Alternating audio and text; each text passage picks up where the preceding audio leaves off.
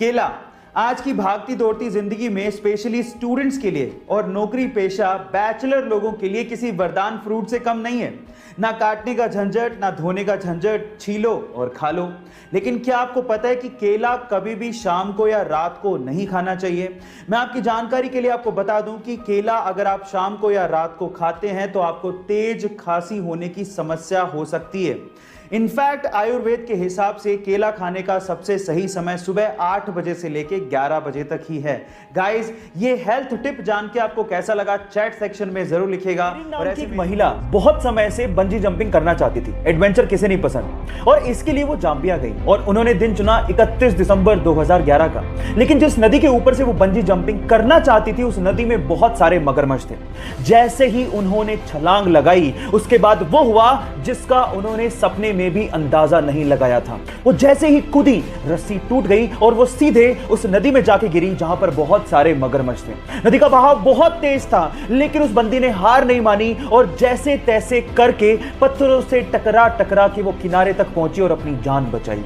कभी कभी एडवेंचर हमारे लिए लेने के देने कर देते हैं, लेकिन इस महिला की जाबाजी के लिए 1 लाइक तो बनता है। खाना ही तो देने आता है, वो कोई इंसान थोड़ी ना है, उसका कोई दिल थोड़ी ना होता है। अगर आप भी ऐसा सोचते हो तो इस वाक्य को ध्यान से सुनिए। एक बार एक डिलीवरी बॉय बारिश के अंदर सड़क पे खड़ा होकर रो रहा था। पता क्यों? क्योंकि वो खाना देने में बारिश की वजह से लेट हो गया। कस्टमर ने खाना ही नहीं लिया और ना ही पैसे दिए। उस खाने का बिल जानते कितना था? 3800 रुपए, जो कि अब उस डिलीवरी बॉय की सैलरी से कटने वाला था, जिसकी खुद की महीने की सैलरी 10,000 रुपए। अब आप सोचिएगा कि वो डिलीवरी बॉय क्यों रो रहा था। गाइस, भूख लगी आपको, बारिश में खाना ऑर्डर किया आपने और पेट पे लात मार दी उस बेचारे के। ये सही नहीं है। गाइस, इस वीडियो को इतना शेयर करो ना कि अगली बार कोई ऐसा करने की हरकत ना करे। दिल बड़ा रखो, क्योंकि यही लोग हैं जो आपकी प्यास और भूख मिटाते हैं।